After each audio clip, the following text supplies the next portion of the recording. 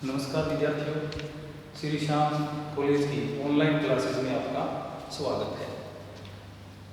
इस वीडियो में हम बीए थर्ड ईयर के लिए विश्व का प्रादेशिक भूगोल लेकर आए हैं, जिसमें हमने पिछले वीडियो में, यह इसका सेकंड पार्ट है, पिछले वीडियो में हमने देखा कि प्रदेश किसे कहते हैं, भौगोलिक अध्ययन की विधियाँ क्या है, प्रदेश कहा किसे जाता है, प्रदेश की संकल्पना किस प्रकार उत्पन्न हुई, और हम पढ़ रहे थे प्रदेश की संकल्पना का विकास किस प्रकार हुआ। तो उसी क्रम में हमने देखा कि प्रदेश की जो संकल्पना है उसका जो बीजारोपण है वो 18वीं शताब्दी में शुरू हुआ था, जहाँ पर मेजर और बुआक ने राजनीतिक सीमाओं के परिवर्तन की समस्या से बचने के लिए विशुद्ध भूगोल विकसित करने का प्रयास किया, विशुद्ध भूगोल के अध्ययन का प्रयास किया था। उसके बाद आगे चल करके कार्ल रिटर ने विश्व का प्रादेशिक विवरण प्रस्तुत किया, जहां से प्रादेशिक भूगोल का प्रारंभ हुआ।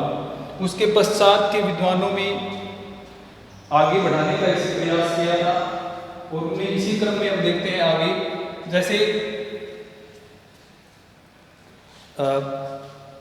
हार्टशॉल ने नेचर ऑफ ज्योग्राफी नामक पुस्तक के माध्यम से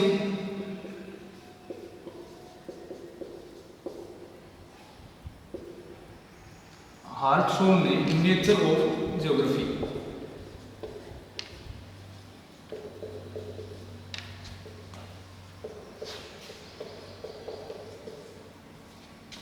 पुस्तक के माध्यम से प्रादेशिक जो संकल्पना थी उसे आगे बढ़ाने का प्रयास किया, यानी भूगोल की प्रकृति जो है उसके अंदर प्रादेशिक संकल्पना के विकास का इन्होंने प्रयास किया, उसको बढ़ाने का, आगे बढ़ाने का उसको प्रयास किया था। इसी क्रम में आधुनिक युग की अगर हम बात करें तो हार्टशॉल ने ही एरियल डिफरेंशिएशन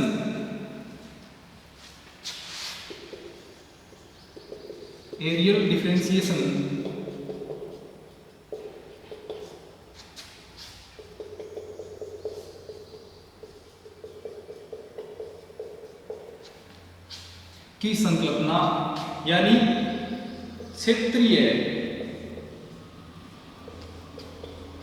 विभेदन की संकल्पना प्रस्तुत की, जिसका प्रादेशिक भूगोल या प्रदेश की संकल्पना के विकास में महत्वपूर्ण योगदान था। यानी इन्होंने क्षेत्रों में विभिन्नता जो पाई जाती है उसको परिभाषित करने का प्रयास किया कि एक क्षेत्र दूसरे क्षेत्र से किस प्रकार भिन्न होता है, इस विषय में बताने का इन्होंने प्रयास किया और इस संकल्पना को आगे बढ़ाया।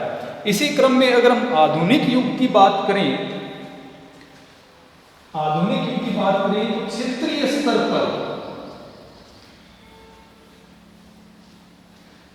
क्षेत्रीय स्तर पर लघु क्षेत्रीय इकाइयों में विभाजन की पद्धति सर्वप्रथम, यानी लघु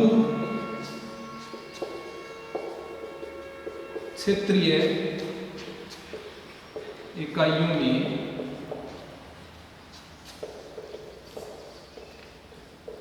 प्रदेश या क्षेत्र का विभाजन, यानी किसी संपूर्ण प्रदेश को लघु क्षेत्रीय इकाइयों में बांट करके उसका अध्ययन करने की जो पद्धति है उसका प्रतिपादन वर्तमान युग में रिच्टहोफेन, जो कि जर्मन विद्वान थे, रिच्टहोफेन,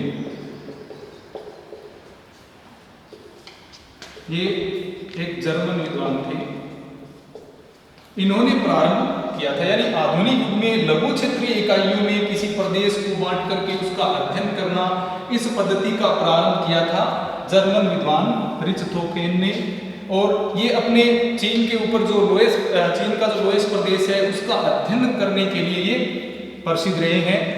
उनका जो लोएस्ट प्रदेश है उसका इन्होंने विस्तृत अध्ययन किया था। तो इसके पश्चात हैटनर ने,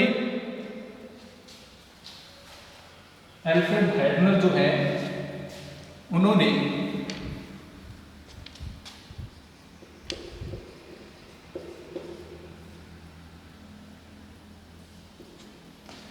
हैडनर ने भूगोल को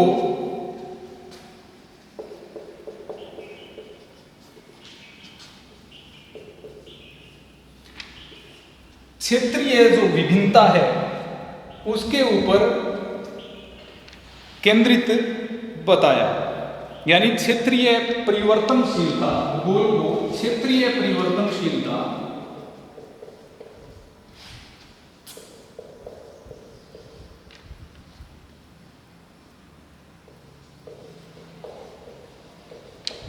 क्षेत्रीय परिवर्तनशीलता पर आधारित बताया। यानी हैडनर का मानना था कि भूगोल है वो क्षेत्रीय परिवर्तनशीलता पर आधारित है। यानी क्षेत्रीय परिवर्तनशीलता का इसमें अध्ययन किया जाना चाहिए। और क्षेत्रीय परिवर्तनशीलता का अर्थ है एक ही क्षेत्र विशेष में विभिन्न प्रकार के परिवर्तन होते हैं और उन्हीं परिवर्तनों को ध्यान में रख करके भूगोल का अध्ययन किया जाना चाहिए। और इसी से जो क्षेत्रीय या इकाइयों में बांटने की या जो प्रदेश की संकल्पना है उसको बल मिला, वह आगे बढ़ी। इसके अलावा हर्बर्टसन, ब्लास आदि विद्वानों का भी प्रदेश की संकल्पना के विकास में, प्रादेशिक भूगोल के विकास में महत्वपूर्ण योगदान है। ब्लास जो कि एक फ्रांसीसी भूगोलवेत्ता थे, जिसे फ्रांस में मानव भूगोल का जनक कहा जाता है। इन्होंने कहा कि प्रादेशिक विधि जो है वह भूगोल के अध्ययन की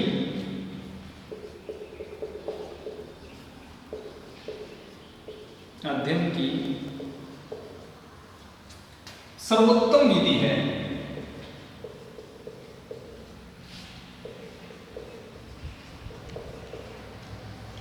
अर्थात अगर हम भूगोल का अध्ययन करना चाहते हैं तो अगर हम प्रादेशिक विधि के माध्यम से भूगोल का अध्ययन करते हैं तो इसका समग्र अध्ययन किया जा सकता है। भूगोल के अध्ययन की यह सर्वोत्तम विधि है, सबसे प्रभावशाली विधि इसे माना जा सकता है भौगोलिक अध्ययन की। तो इस प्रकार ब्लास ने भी अपने विचारों के माध्यम से भौगोलिक जो संकल्पना है, प्रादेशिक जो संकल्पना है भूगोल में, उसे आगे बढ़ाने का प्रयास किया। इसके अलावा हर्बर्टसन ने भी प्रादेशिक भूगोल को आगे बढ़ाने में अपना महत्वपूर्ण योगदान दिया।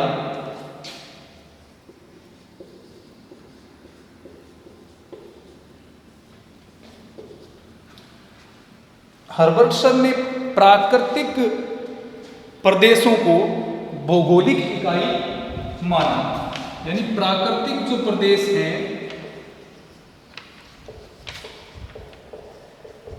प्राकृतिक प्रदेशों को भौगोलिक इकाई माना। यानी एक प्राकृतिक प्रदेश में विभिन्न तत्व हो सकते हैं, वहाँ की वनस्पति, मृदा, वहाँ के जीव जंतुओं आदि के बारे में अध्ययन करते हैं, तो उसे एक इन्होंने भौगोलिक इकाई माना और प्रादेशिक संकल्पना के विकास में अपना योगदान दिया। इसी क्रम में व्हिटलसी का भी महत्वपूर्ण योगदान है।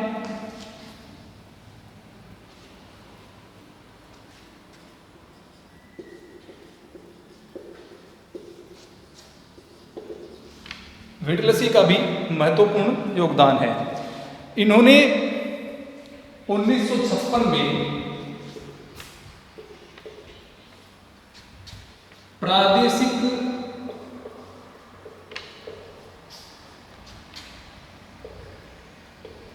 अध्ययन से संबंधित एक अवधारणा प्रस्तुत की और एक प्रदेश के लिए इन्होंने एक विशेष शब्द का प्रयोग किया था। इस अवधारणा को कंपेज की अवधारणा कहा जाता है। कंपेज एक प्रकार से प्रदेश होता है जो विभिन्न तत्वों पर आधारित होता है, विभिन्न लक्षणों पर आधारित होता है। तो ये कंपेज की जो अवधारणा है वो प्रादेशिक अध्ययन में ये व्हिटलसी के द्वारा प्रस्तुत की गई।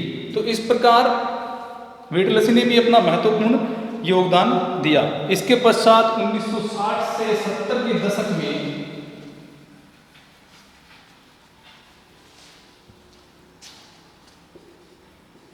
1960 से 70 का जो दशक है उसमें प्रादेशिक भूगोल में पर्यावरण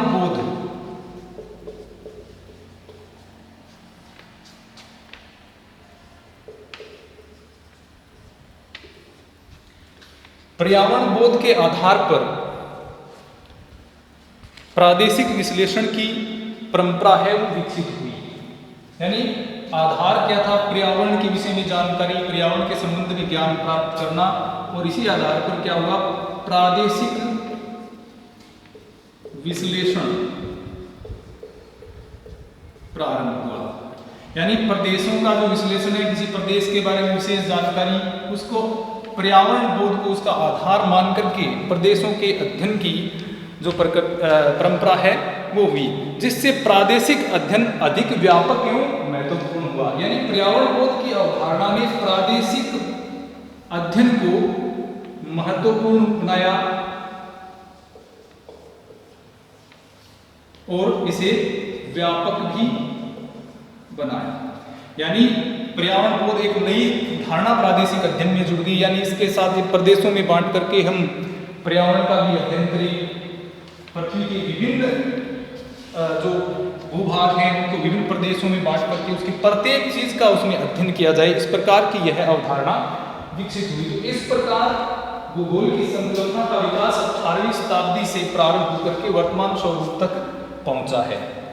तो ये तो प्रदेश की संकल्पना होगी। अब इसके बाद हम पढ़ते हैं प्रदेशों की विशेषताएं। प्रदेशों में कौन कौन सी विशेषताएं पाई जाती हैं, इसके बारे में हम पढ़ेंगे।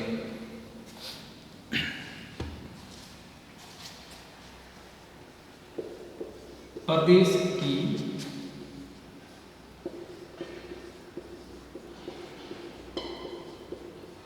विशेषताएं।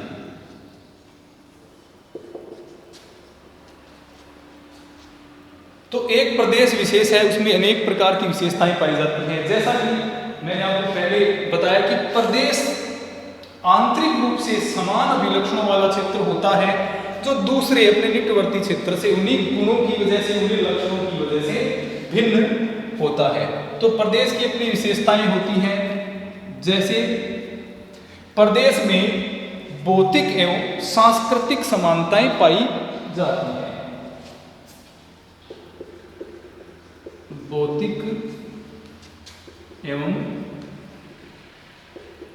सांस्कृतिक समानताएं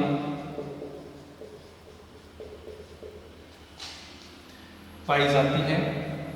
यानी एक प्रदेश जो है उसमें वह आंतरिक रूप से उसमें भौतिक समानताएं भी पाई जाएंगी, उसकी रचना, उसके भौगोलिक जो प्रारूप है, उसकी प्राकृतिक वनस्पति, उसमें जो विभिन्न उच्चावच पाए जाते हैं उनकी समानताएं पाई जाएंगी। सांस्कृतिक समानताएं भी उसमें पाई जाएंगी। यानी वहाँ रहने वाले जो लोग हैं उनकी संस्कृति, वहाँ की जो वेशभूषा वगैरह जो भी चीज़ें हैं जिसके आधार पर हम प्रदेश का वर्गीकरण करते हैं, उसी आधार पर उसमें सांस्कृतिक समानताएं भी पाई जाएंगी। यानी प्रदेश की पहली विशेषता क्या है कि उसमें भौतिक एवं सांस्कृतिक समानताएं पाई जाती हैं। दूसरी विशेषता, प्रदेश का जो केंद्र होता है,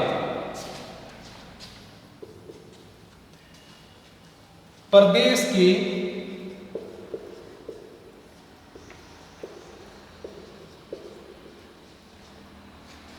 केंद्र में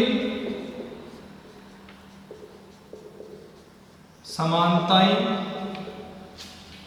अधिक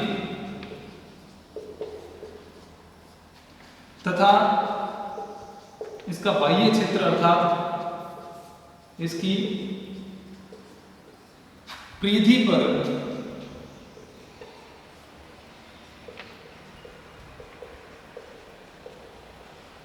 असमानताएं अधिक होती हैं। यानी प्रदेश का जो केंद्रीय भाग है उसमें समानताएं अधिक होती हैं और उसकी परिधि है उस पर असमानताएं अधिक होती हैं। जैसे मैंने आपको पहले बताया कि जैसे कोई हिंदी भाषा का प्रदेश है, जैसे मान लीजिए ये कोई प्रदेश है और इसमें हिंदी भाषा बोली जाती है, तो इसके आंतरिक भाग में, यानी ये जो कोर है इसका आंतरिक भाग जो है, इसमें हिंदी भाषा का प्रभाव ज्यादा देखने को मिलेगा। यानी यहाँ पर हिंदी भाषा ज्यादा बोली जाएगी। जैसे जैसे हम इसके केंद्र से दूर जाते हैं वैसे वैसे ये समानताएं कम हो जाती है और प्रदेश की सीमा भी समाप्त हो जाती है। यानी आगे आने वाला जो परिधि वाला जो क्षेत्र है उसमें प्रदेश जो हिंदी भाषा बोलने वाले हैं उनकी संख्या धीरे धीरे कम होती चली जाएगी और दूसरी भाषाओं का प्रभाव हमें देखने को मिलेगा। तो इस प्रकार प्रदेश के केंद्र में समानताएं अधिक होती हैं तथा परिधि पर असमानताएं अधिक पाई जाती हैं। तो ये दूसरी विशेषता होगी। तीसरी विशेषता देखते हैं।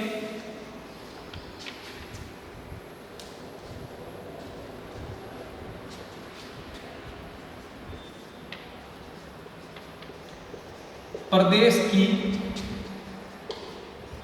विशेष स्थिति, यानी प्रदेश की एक विशेष स्थिति होती है, यानी एक लोकेशन होती है जहां पर वो प्रदेश अवस्थित होता है। उदाहरणतः जैसे उत्तरी अमेरिका है,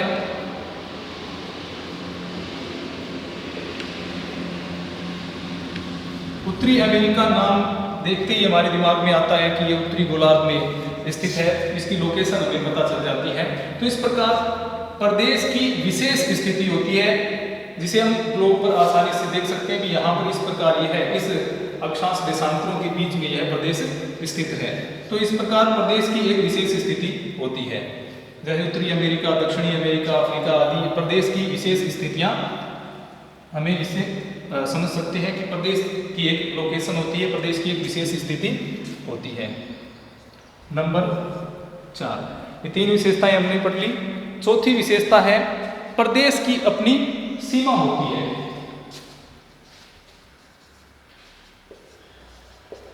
प्रदेश की सीमा होती है अर्थात बाउंड्री होती है। तो कोई भी प्रदेश हो उसकी एक सीमा होती है, यानी कहां तक वह फैला है इसका निर्धारण किसी सीमा के द्वारा होता है। सीमाएं 2 प्रकार की हो सकती हैं।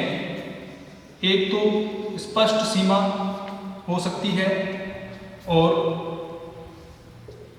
दूसरी अस्पष्ट या संक्रमण यानी ट्रांजिशनल। तो प्रदेश की सीमाएं होती हैं, एक स्पष्ट सीमा होती है और दूसरी अस्पष्ट सीमा होती है। इसको इस प्रकार समझा जा सकता है, जैसे भारत का उत्तरी पर्वतीय प्रदेश है, शिवालिक की पहाड़ियों के पश्चात अगर हम दक्षिण की तरफ चलते हैं तो क्या आ जाता है, उत्तर का मैदान, उत्तरी मैदान, जिसको सिंधु गंगा का मैदान कहा जाता है, वह मैदान आ जाता है। तो इस प्रकार यह है, इसकी एक स्पष्ट सीमा, एक स्पष्ट बाउंड्री बनाता है कि इस बाउंड्री के बाद इस प्रदेश का विस्तार है वो समाप्त हो जाता है और दूसरे प्रदेश का विस्तार है वो प्रारंभ हो जाता है। लेकिन यह आवश्यक नहीं है कि प्रत्येक जो प्रदेश है उसकी एक स्पष्ट सीमा हो सकता है वह अस्पष्ट सीमा रखता हो या संक्रमण क्षेत्र उसमें हो। संक्रमण क्षेत्र जैसे हमने पहले देखा 2 भाषाओं वाले प्रदेश हो सकते हैं, जैसे ये ए प्रदेश है, ये बी प्रदेश है। यहां पर हमने देखा हिंदी भाषा बोली जाती है, यहां पर हमने देखा अंग्रेजी भाषा बोली जाती है। तो इन दोनों प्रदेशों की सीमाओं का निर्धारण भाषा के आधार पर किया गया है। जैसे ही हम इसके केंद्र से बाहर की तरफ जाते हैं असमानताएं बढ़ जाती हैं अब ये जो बीच का क्षेत्र है, इसमें ना तो केवल हिंदी बोली जाती है और ना ही केवल अंग्रेजी बोली जाती है। यहां पर हिंदी भाषा बोलने वाली भी है और यहां पर अंग्रेजी भाषा बोलने वाली भी है, यानी यह दोनों भाषाओं के क्षेत्रों के बीच का एक संक्रमण क्षेत्र हो गया, यानी यहाँ पर दोनों प्रकार की भाषाएं बोली जाती हैं। इसलिए यह जो सीमा रेखा होगी, यह किस प्रकार की बाउंड्री इनके बीच में बनेगी? संक्रमण या ट्रांजिशनल बाउंड्री इनके बीच में बनेगी, सीमा इनके बीच में बनेगी, यानी स्पष्ट सीमा नहीं बनेगी, यह अस्पष्ट होगी, संक्रमण का क्षेत्र यह होगा। इस प्रकार ऐसा भी हो सकता है कि ए प्रदेश या बी प्रदेश में, यानी हिंदी भाषा और अंग्रेजी भाषा के जो प्रदेश हैं उनमें कहीं ना कहीं कोई छोटा ऐसा प्रदेश हो जिसमें कोई दूसरी भाषा बोली जाती हो। जिस प्रकार उत्तर भारत की जो भाषा है मुख्यतः हिंदी भाषा है, दक्षिणी भारत में क्षेत्रीय भाषाएं ज्यादा बोली जाती हैं। तो वहां पर अब उत्तर भारत की हम बात करें तो पूरे प्रदेश में पूर्णतः हिंदी भाषा नहीं बोली जाती। यहाँ पर अन्य क्षेत्रीय भाषाएं भी हैं, जैसे राजस्थानी है, हरियाणवी है, पंजाबी है, ये भाषाएं भी इसमें बोली जाती है। यानी यह संक्रमण क्षेत्र हो सकता है, संक्रमण इसकी सीमा हो सकती है। यहाँ पर हिंदी के साथ अन्य भाषा जैसे राजस्थानी, हरियाणवी, पंजाबी भाषा बोलने वाले लोग भी इसमें पाए जा सकते हैं। ऐसा एक क्षेत्र पाया जा सकता है जिसमें दूसरी भाषा बोली जाती है। इसी प्रकार अंग्रेजी भाषा में भी ऐसा क्षेत्र पाया जा सकता है जहाँ पर दूसरी भाषा बोली जाती है। तो इसकी सीमा स्पष्ट निर्धारित नहीं की जाती, यह एक संक्रमण सीमा होती है। तो ये प्रदेश की विशेषताएं हो गई, जिसमें पहली विशेषता यह है कि प्रदेश भौतिक एवं सांस्कृतिक समानताएं रखता है, यानी एक प्रदेश में भौतिक एवं सांस्कृतिक समानताएं होती हैं। दूसरी, प्रदेश के केंद्र में समानताएं अधिक तथा दूरी पर असमानताएं अधिक होती हैं। इसका जो बीच का क्षेत्र होता है प्रदेश का, उसमें ज्यादा समानताएं पाई जाती हैं, और जैसे जैसे हम आगे बढ़ते हैं वैसे वैसे इसकी सीमा समाप्त होती है और जो आंतरिक समानता है वो कम होकर के असमानताएं अधिक हो जाती हैं। तीसरा है प्रदेश की विशेष स्थिति, यानी कोई भी प्रदेश हो उसकी एक विशेष स्थिति होती है। जैसे हमने उदाहरण लिया उत्तरी अमेरिका, तो उसकी एक विशेष स्थिति है, एक स्पेशल उसकी लोकेशन है। इसके अलावा चौथी जो है वह प्रदेश की सीमा होती है। तो प्रदेश है उसका एक निश्चित क्षेत्र होता है, एक सीमा होती है। वो सीमा दो प्रकार की हो सकती है, स्पष्ट भी हो सकती है, जैसे हमने उदाहरण लिया हिमालय, शिवालिक हिमालय के समाप्त होने के बाद उत्तर का मैदान प्रारंभ हो जाता है। इसी प्रकार की वो स्पष्ट सीमा हो सकती है, लेकिन उसके अलावा अस्पष्ट सीमा भी होती है। जैसे हिंदी भाषा का प्रदेश, अंग्रेजी भाषा का प्रदेश है, इनके बीच में दूसरी भाषाओं को बोलने वाले जो प्रदेश हैं वो भी मिल सकते हैं, जिससे क्या है यहाँ पर स्पष्ट सीमा निर्धारित नहीं हो सकती, जिसको क्या है संक्रमण या ट्रांजिशनल बाउंड्री उसको कहा जा सकता है। तो ये थी प्रदेश की विशेषताएं। आगे हम देखते हैं प्रादेशिकरण के सिद्धांत क्या है, यानी किस आधार पर प्रदेशों का वर्गीकरण किया जा सकता है। किसी भी प्रदेश को बांटने के लिए उसके कुछ आधार होने आवश्यक हैं कि हम किस प्रदेश को